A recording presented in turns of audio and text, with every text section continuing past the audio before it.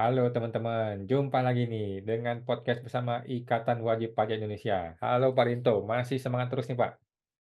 Selalu semangat Mas Awan untuk menegakkan keadilan di dunia perpajakan. Oke, luar biasa Pak Rinto. Kemarin udah nyinggung DPR, nyinggung Presiden, kemudian Komisi Informasi Pusat. Sekarang pengadilan pajak nih mau disentil lagi nih sama IBPI. Aduh, bagaimana nih Pak? Masalah apa lagi nih mengenai pengadilan nih? Ya, jadi ini ya di beberapa konten terdahulu sudah kita sentil-sentil Mas Awan. Jadi ini biar teman-teman wajib pajak di seluruh Indonesia ini semakin sadar itu Mas Awan ya. Memang sepertinya Mas Awan ya, memang sepertinya itu kita itu dijebak di dalam hal negosiasi di dalam dunia perpajakan Mas Awan ya. Hmm, Hmm. Nah, cuman kalau cara negosiasi kita akan jatuh di lubang yang sama berulang-ulang Mas Awan. oke. Sementara upaya resminya sebenarnya adalah di jalur hukum Mas Awan untuk Hmm, kita menegakkan keadilan Mas Awan ya. Nah, hmm, itulah ada lembaga di bidang perpajakan untuk menegakkan keadilan di dunia perpajakan adalah pengadilan pajak. hmm. Nah, kami menemukan keanehan Mas Awan Oke. terhadap undang-undang pengadilan pajak sendiri Mas Awannya yang Hmm, lahir bagaikan anak lahir tanpa orang tua itu Mas Awan. oke. Ya ini nggak tahu mungkin apa bisa dipersepsikan dengan ini juga Mas Awan ya anak haram konstitusi atau apa Mas itu yang sering sering kita dengar-dengar kan seperti itu Mas Awan ya. Hmm. Jadi coba Mas saya tunjukkan slide-nya.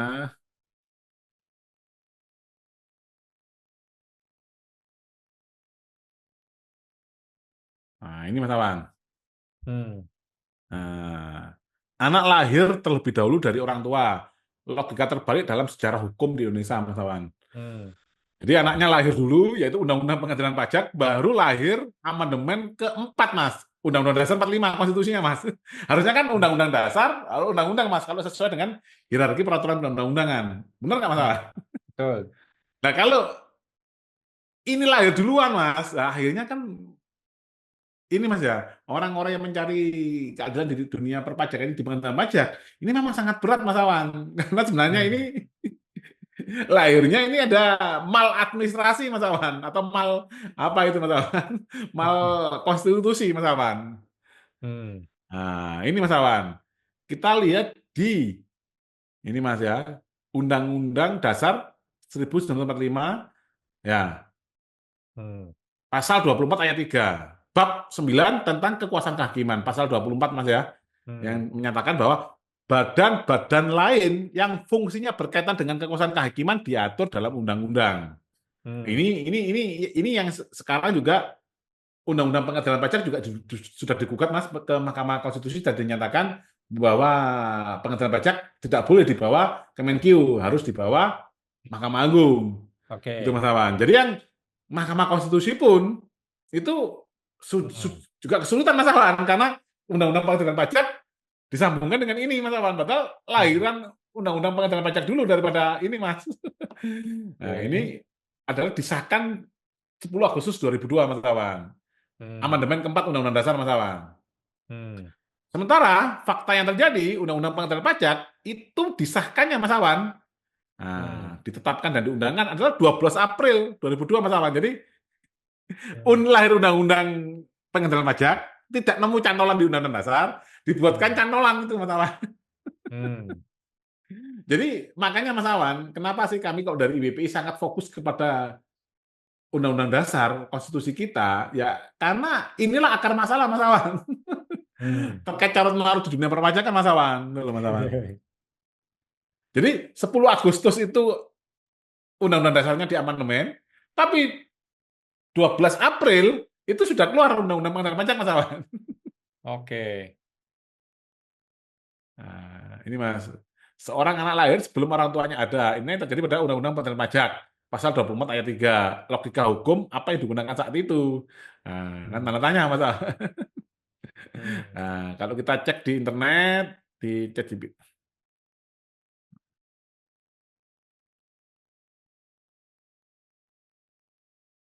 Nah, ini Mas Awan. Nah, kita kalau cek di amandemen keempat Undang-Undang Dasar 1945 ini Mas.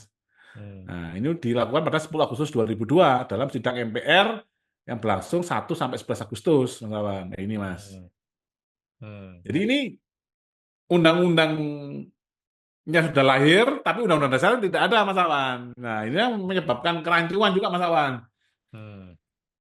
Jadi di undang-undang pengendalian pajak, Mas Awan, itu pengendalian pajak itu di bawah Departemen Keuangan, malah Departemen Keuangan frasanya, Mas. Padahal sekarang Kementerian Keuangan itu, Mas. Hmm. Jadi di Agustus baru ada amanat untuk lahirnya pengadilan pajak, tetapi di April dia sudah lahir. Betul. Itu yang menyebabkan kesulitan, Mas. Ini orang-orang karena ada upaya hukum bisa JR. Kan lucu, Mas, JR-nya, Mas. Oke. Seharusnya kan kalau JR di MK, Mas Awan, itu kan terkait misalkan Mas ya undang-undang dasar apa amanat dari undang-undang dasar ini dilaksanakan ini undang-undangnya, tapi berurutan, Mas. Nah, kalau lahirnya ini dulu, ini seakan-akan, Mas, memang pengadilan pajak disiapkan pengadilan yang kebal hukum itu loh, Mas Awan. Gitu, Mas. Hmm. Nah, Oke.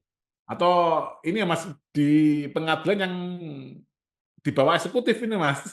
Hmm. Jadi kita patut menduga ini digunakan alat untuk melegalkan penarikan pajak yang dalam tanda kutip dilakukan oleh oknum-oknum petugas pajak dengan sangat serampangan, itu Mas Awan. Hmm. Malah dibuat melegitimasi bahwa kan sudah ada nih putusan pengadilan Hmm. pajak, kami sudah menang. Contohnya yang heboh ini kan nantinya Hmm. ini Mas terkait dengan pelanggaran jangka waktu pemeriksaan pajak yang merupakan amanat dari undang-undang. Hmm. Nah, amanat dari undang-undang, yaitu Undang-Undang KUP pasal 31, dan diterjemahkan melalui PMK 17 tahun 2013 dan perubahannya, Mas Awan. Hmm. Nah, itu tidak ada satupun wajib pajak yang menang, Mas Awan. Saat menggugat di Hmm. pengadilan pajak, semuanya kalah. Hmm. Nah, kemarin terakhir ada keluar sampai kalahnya di PK, Mas, di peninjauan kembali. Hmm. Nah, DJP melalui rilis medianya menyatakan bahwa sudah sah bahwa pelanggaran jangka waktu pemeriksaan pajak tidak bisa membatalkan SKP. Hmm. Jadi Oke. kan akhirnya pengadilan pajak itu untuk menstempel kesalahan-kesalahan pelanggaran-pelanggaran peraturan perundang-undangan Hmm. di bidang perpajakan maupun administrasi pemerintahan yang dilakukan oleh oknum-oknum pemeriksa pajak itu, Mas Awan. Hmm. Malah menjadi stempel loh, Mas. Hmm. Lah, kalau kita berkaca dengan lahirnya tadi, Mas, anak lahir tanpa orang tua, ya masuk akal itu, Mas Awan. Ya Hmm. karena orang lahirnya aja dia nggak jelas itu, Mas. Ya dia kalau menstempel barang-barang yang salah ya seperti itulah, Mas.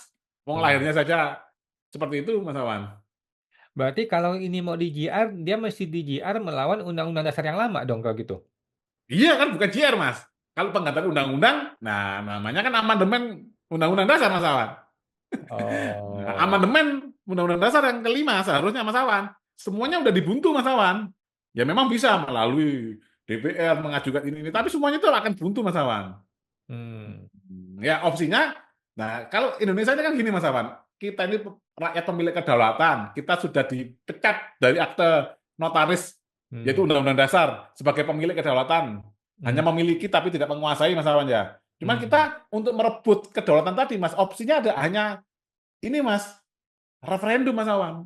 Hmm. Hmm. Itu Oke. hal yang biasa, Mas, referendum atau dekret, Mas Awan.